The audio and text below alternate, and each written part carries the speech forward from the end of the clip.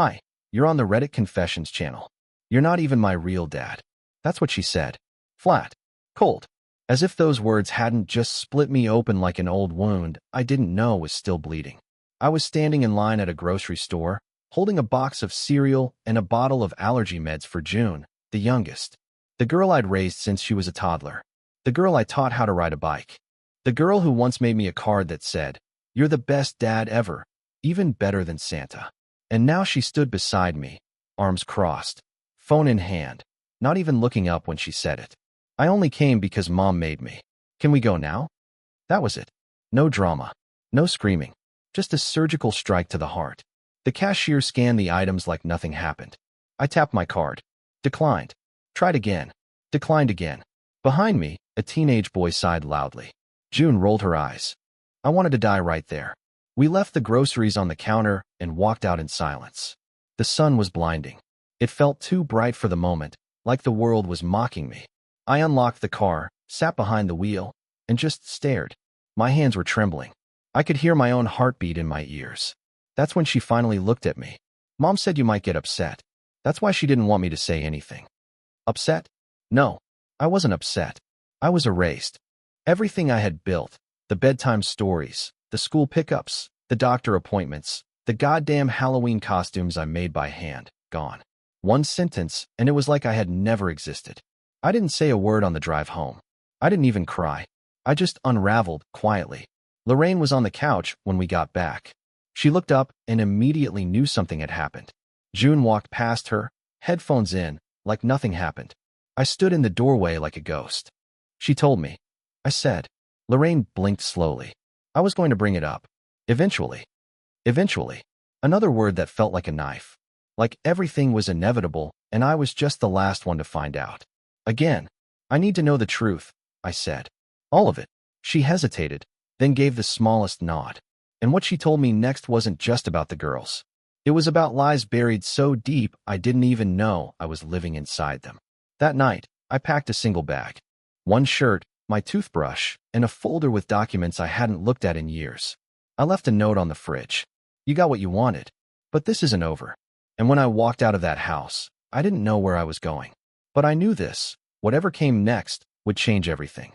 For them. For me. For the truth. I didn't go far that night. I drove around the block 8 times. Not because I was lost, but because I didn't know how to arrive anywhere as a man whose entire identity had just been burned to ash. I ended up in a 24-hour diner off Route 7, the kind of place where the coffee tastes like old pennies and the waitresses call you Han without looking up. I slid into a booth in the corner, phone buzzing in my jacket. Lorraine had called twice. I didn't answer.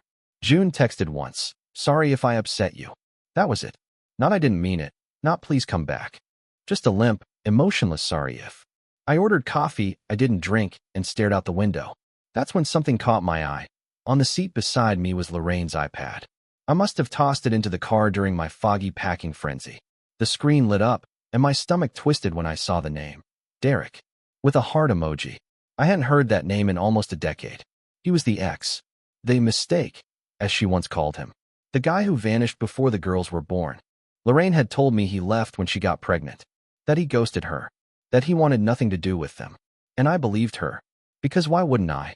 But there his name was, glowing in my lap, along with a preview of the message. So, did you finally tell him? LOL.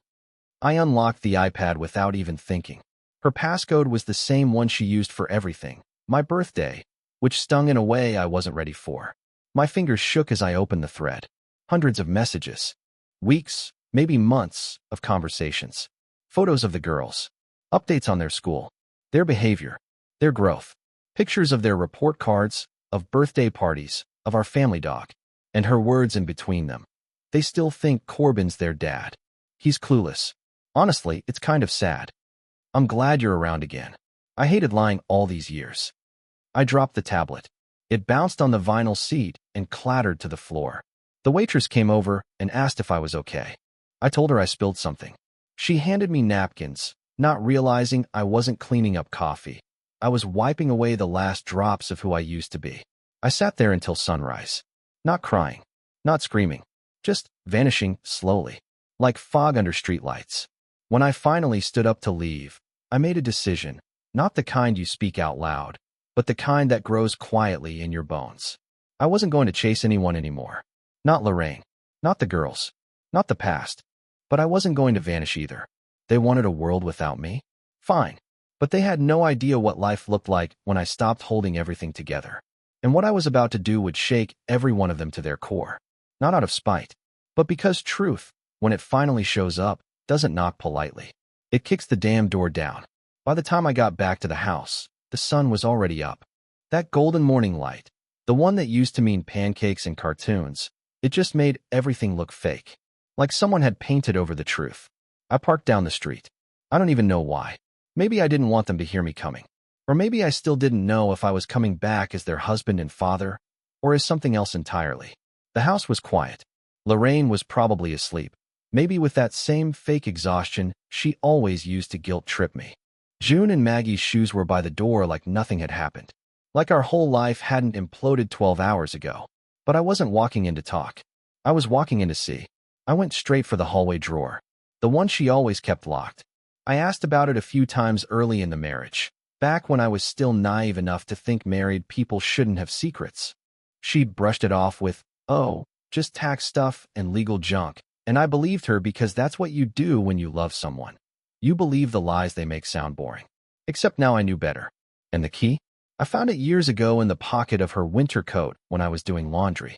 I made a copy, kept it taped under the washing machine for a moment I hoped would never come. But that moment was now. I opened the drawer, heart hammering like I was committing a crime. Inside were neatly stacked envelopes, folders, old receipts, and one manila file marked D.N.A. I stopped breathing for a second. I opened it slowly, like the truth might explode if I moved too fast. Inside were lab results. 2 of them, both dated 9 years ago. Maggie and June's names were right there in bold black ink, and beneath them, the words that made my knees give out. Probability of paternity, 0.00%. There it was. The proof. She had known. She had tested them behind my back. Not recently. Not because of some health scare. 9 years ago. They were toddlers when she did it. Which means every single birthday, every Father's Day card, every time they looked me in the eyes and said, "I love you, Daddy," she already knew I wasn't their biological father. And she let it play out like some long-running social experiment. I sank to the floor, file still in my hands. I didn't feel sad. I felt hollow. Like my body was there, but my soul had checked out. I think that's the part people don't get about betrayal. It doesn't always come with yelling or fists through walls. Sometimes it's just numbness. A silent, slow unraveling where the worst part isn't that they lied. It's that they were comfortable doing it. I should have left again. Should have walked out that door and never looked back. But I didn't. I went to the closet instead. Dragged out the fireproof safe where we kept our important documents. Passports. Birth certificates. Marriage license. Lorraine never knew I watched her punch in the code years ago. Our wedding date. Predictable. Inside, I found something else. A savings account ledger. Not ours. Hers. It was opened 6 months ago. And the balance? $86,422. I stared at it, confused. We didn't have that kind of money. We never did. Not unless she'd been hiding something. Or someone had been helping her. I flipped to the deposit history. Regular transfers. Every 2 weeks. Labeled, private support. My hands went ice cold. That's not how you name child support. That's not alimony. That's not a paycheck. That's hush money.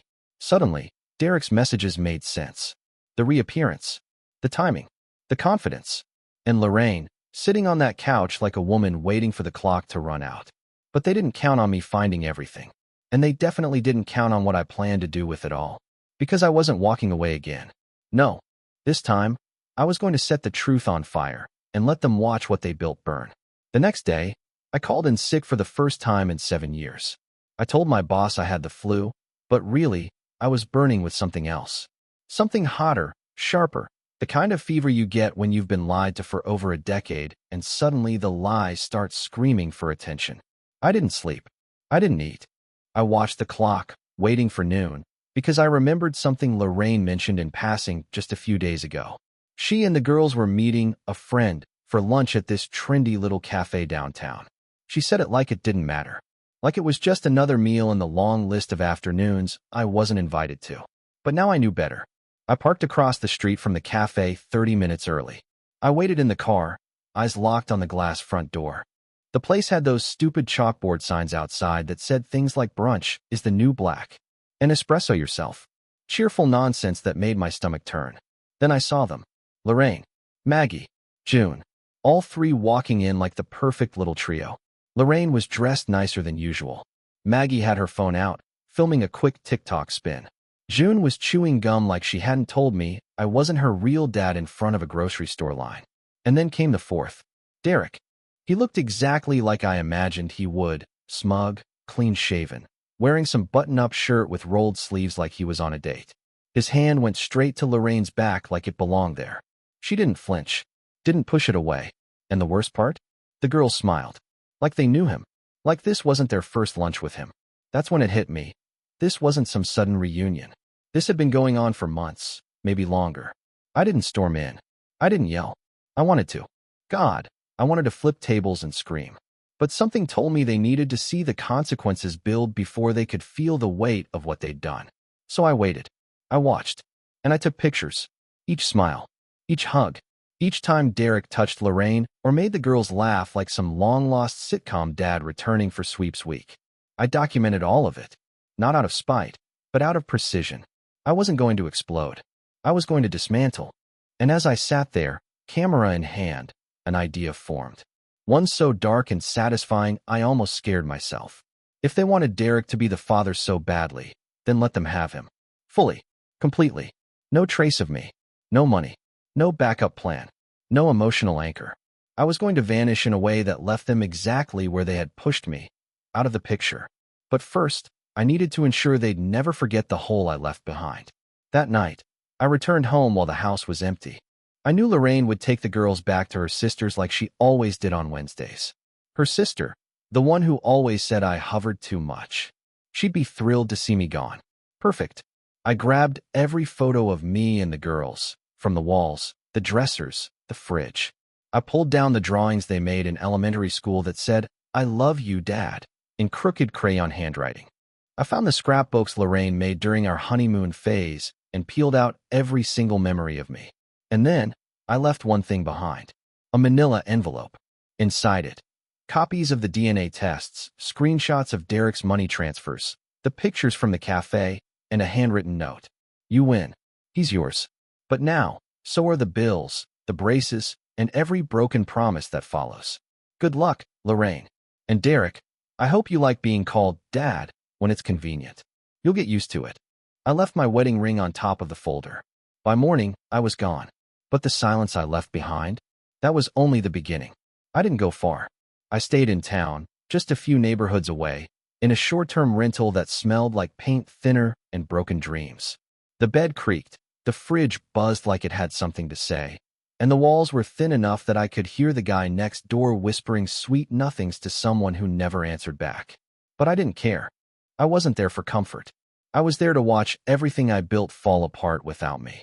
The morning after I left the envelope and wedding ring behind, I sat in that crappy apartment with my laptop open, sipping gas station coffee like it was poison. I logged into our joint bank account, the one Lorraine and I had used for everything from groceries to mortgage payments, and hovered my mouse over the transfer button. She never thought I'd do it. That's what made it so satisfying. In one click, I moved every last cent into a private account I'd opened 6 months earlier. A quiet what if I'd buried deep in the back of my mind. I didn't even touch the savings, just the checking. The one she used daily. The one that fueled her gas, groceries, online orders, and, I suspected, Derek's little gifts. Then I called the bank and froze the credit cards. Then I called the utilities and took my name off every bill. And then I waited. It took 4 hours. At exactly 12:37 p.m. She called me. I let it go to voicemail. At 12:39, she called again. Then Maggie. Then June. At 1:02 p.m. I received a single text. What did you do? I ignored that too. At 2:20, she sent another. You're being petty. This is childish. The girls are upset. We didn't think you'd actually leave. That one made me laugh out loud. Not because it was funny, but because it was the first time she admitted it. That they never thought I'd leave. That I was supposed to just absorb the betrayal and stick around, clapping from the sidelines while Derek played Family Man. She never understood that I wasn't running away. I was setting the table for consequences. Around 4 p.m., my phone rang again. Unknown number. I answered this time, curious. A deep voice came through the line. Corbin, it's Derek. I didn't say anything. I think we need to talk. Oh, now we need to talk? He kept going, voice calm, like he was the reasonable one. He said he didn't know about the bank stuff. That Lorraine was panicking. That the girls were confused. That maybe we could meet and settle this like men. I hung up. Then I blocked him. By 5 p.m., Lorraine sent one final text. You don't have to punish the girls. Be better than this. That one hit me, because she still didn't get it. This wasn't punishment. It was freedom, not just for me, but for all of us. I had been the glue holding together a lie so massive it deserved to collapse. And now that it was crumbling, everyone wanted me to hold it up just a little longer, for the sake of peace, for the illusion. But I wasn't going back. Not now. Not ever. And just when I thought I could breathe, something unexpected happened. Something I never saw coming. Because while Lorraine and Derek scrambled to rebuild the life they tried to rewrite without me, Maggie showed up at my door. And she wasn't alone. I heard the knock just past 10 p.m. The kind of knock that's unsure of itself, like it doesn't want to be heard, but still hopes someone's listening. At first, I figured it was the neighbor needing jumper cables or asking to borrow a lighter. But then I heard it again, 3 quiet taps followed by silence. I stood up slowly. Something in my chest told me not to open the door. But curiosity, that bitter little voice that always sounds like hope, made me turn the knob. It was Maggie, my oldest. The same girl who said I wasn't her real dad 2 days ago with ice in her voice. She stood there on the porch of that rundown rental with her hoodie zipped up to her chin, hair in a messy bun, and red-rimmed eyes. And next to her, to my absolute confusion, was a boy, maybe 10, holding a half-eaten candy bar and glancing around like he wasn't supposed to be there. Can we come in? She asked, voice barely above a whisper. I didn't move at first. I just stared at her. She wasn't angry. She wasn't smug. She looked lost, unanchored, and that scared me more than anything. I stepped aside, letting them both in, and closed the door. We sat in silence for a long moment, the 3 of us. The kid kept looking at me, like he was trying to figure out if I was dangerous. Maggie sat stiff on the edge of the couch, hands clenched together so tightly her knuckles were white. Finally, I asked, who is he? She didn't look at me when she answered. He's Derek's son. I blinked. What? His name's Cody. He's my half-brother, I guess. We just met him tonight. I stared at the kid again. His face was familiar now that I looked closer. Same sharp jawline as Derek. Same expression Lorraine used to wear when she didn't get her way. I thought he didn't have other kids, I muttered. He does, Maggie said. And apparently, he's been living 10 minutes away this whole time. With another woman. A different family. My stomach dropped. I felt like I was watching a slow-motion car crash from the passenger seat. Maggie kept talking, voice shaking now. Mom didn't know. She thought he was staying with us. That he was committed. Turns out, she was the other woman all along. She let that sentence hang in the air.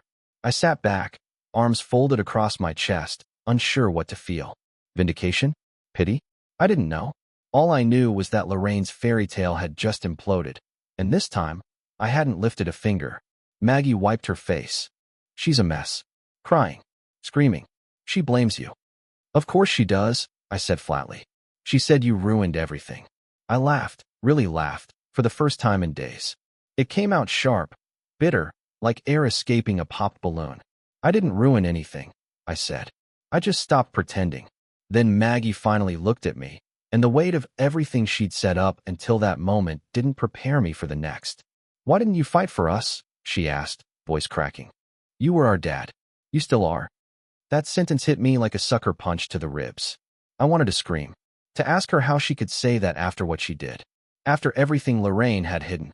But then I looked at her, really looked, and I saw it. Guilt. Real, aching, soul-deep guilt. She had believed what her mom told her. What Derek whispered behind my back. But now she saw it all for what it was. A web of lies dressed up as love. I thought you didn't want me, I finally said. I didn't know what I wanted, she whispered. Cody had fallen asleep on the couch, curled up like a stray dog who didn't know where home was. Maggie covered him with her jacket, and for a moment, The silence between us softened. I don't want to go back there tonight, she said. Not with her. I nodded. You don't have to. And just like that, the lie they built around me started unraveling from the inside. It didn't take long for Lorraine to find me. Less than 24 hours, in fact. I guess when your teenage daughter disappears in the middle of the night and your illusion of a perfect affair crumbles into dust, desperation kicks in fast. I heard her before I saw her, tires screeching to a stop outside, followed by the unmistakable slam of a car door. I didn't even bother to move. I just stood by the window, watching her march toward the porch like a woman possessed. The knock wasn't a knock. It was a furious pounding, rattling the door on its hinges. Corbin, she shouted. Open this door. I swear to God. Maggie was still asleep in the bedroom with Cody. I stepped outside quietly, pulling the door shut behind me before her shouting woke them. Lorraine looked like hell.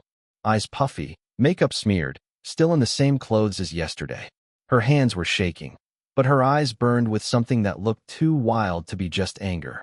You think you're so clever? She snapped. Taking her like that? Stealing money? What? Are you trying to punish me? I didn't answer. I just leaned against the porch railing and stared at her, letting her spew whatever she needed to get out. You ruined everything, she said, pointing a finger at me like I was some stray dog she found on her carpet. You think this makes you the hero? I'm not the hero, I said quietly. But I'm not the fool anymore either. She blinked, taken off guard by my calm. I think she came here hoping I'd be yelling too. That we'd get into some big dramatic fight, and she'd somehow twist it all back around and make herself the victim again. But I didn't give her that. I wasn't that man anymore.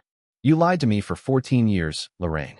You let me raise those girls while keeping the truth locked in a drawer. You told Derek everything. You shared my moments with him like I was a babysitter instead of a father. Her mouth twitched, but she said nothing. And now, I continued, you're angry because I stopped funding the lie. Because I walked away instead of breaking in half like you expected. That money was for the girls, she shouted. No, I said, stepping closer. That money was for you. You wanted the paycheck, the house, the help, but not the man. You didn't love me, Lorraine. You loved the version of me that didn't ask questions. She took a shaky breath, and for the first time, her anger faltered. You don't understand what it was like, being alone, scared, pregnant. I do understand, I said, because I stayed. I was there, every single day, even after I saw cracks. Even after your stories didn't line up. I stayed. Her lip trembled. I could tell she wasn't used to me speaking like this. Firm, steady, cold even. It unnerved her. She looked around like someone might come save her from the conversation, then turned back to me. Is Maggie here? She asked, softer now. She is. I want her back. She's not an object, Lorraine. You don't just take her back. She came here because she needed something you clearly haven't given her in a long time. Truth. She's my daughter, she snapped. And I raised her. I replied, my voice low but firm. Even after you knew she wasn't mine, I never stopped loving her. You don't get to erase that just because it's inconvenient now. For a second, there was silence. A long, uncomfortable stillness that made the autumn wind whistle louder through the trees. Then she said something I didn't expect. He left me, Corbin. I nodded. I know. Just disappeared. Moved back in with his ex, said I was too much drama. Her voice cracked. I'm not surprised, I said. He only ever showed up for the attention. Once things got real, he bolted. She looked down, almost like a child who got caught doing something terrible. Do you want to come inside? I asked finally. Talk to Maggie. She hesitated. Will she even want to see me? I shrugged. That's up to her. But for once, you don't get to decide how this goes. Lorraine nodded slowly, her anger gone, replaced by something worse, regret. But even that wasn't the end. Because what Maggie said to her mother that night would be the final blow. And it would leave Lorraine more broken than she had ever left me. Lorraine stepped inside like a shadow of herself. Gone was the woman who used to command every room she entered, who wore confidence like perfume. Now, she looked unsure of her place in the world, in her daughter's world. And maybe for the first time, she understood the damage she'd caused. Maggie was sitting on the edge of the bed, her arms wrapped around Cody, still half asleep. When she saw her mom, her whole body tensed. She didn't say anything at first, just stared at her with eyes that held too much wisdom for a teenager. The room was thick with things unsaid. I'm sorry, Lorraine said quietly. For everything. Silence. Maggie looked at me, then back at her mom. Why now, she asked. Why not years ago? Lorraine's eyes welled up. Because I was scared. Because I thought hiding the truth was better than losing the life I built. You didn't lose it, Maggie said calmly. You gave it away. The words landed like a quiet punch. Lorraine nodded, wiped her cheek, and took a careful step forward. I miss you. I know, Maggie said. But I needed space. I needed to see who Dad really was. She looked at me when she said it. Dad. And something inside me cracked open, in the best way. That word, simple and soft, hit harder than all the anger that had come before it. She had chosen it. Chosen me. Lorraine stepped back, understanding that she wasn't going to fix this overnight. Maybe not ever. But at least now, the pretending was over. No more secrets. No more masks. Later that night, after Lorraine left with Cody to take him home, Maggie and I sat on the back steps, wrapped in old blankets, drinking hot cocoa like nothing had happened. She leaned her head on my shoulder and whispered, "Thank you for staying, even when it hurt." I didn't stay, I said. I came back. There's a difference. The days that followed were still messy. There were hard conversations, awkward phone calls, and complicated feelings. But slowly, things began to heal. Lorraine sought therapy. Maggie stayed with me on and off, and June even sent a voice message one evening, her voice shaky, saying, "I miss you." And I knew then, healing doesn't always come with apologies. Sometimes, it comes in the quiet, in being remembered. I didn't get revenge. I didn't want it. What I got was something better. Clarity, peace, and a daughter who, despite everything, still chose to call me Dad. Thank you for sticking with this story on Reddit Confessions. If something in this journey hit home, or if a moment shocked you, we want to hear about it. What moment in this story caught you off guard the most, and why? Let us know in the comments. And don't forget to follow for more real, raw stories just like this one. See you in the next confession.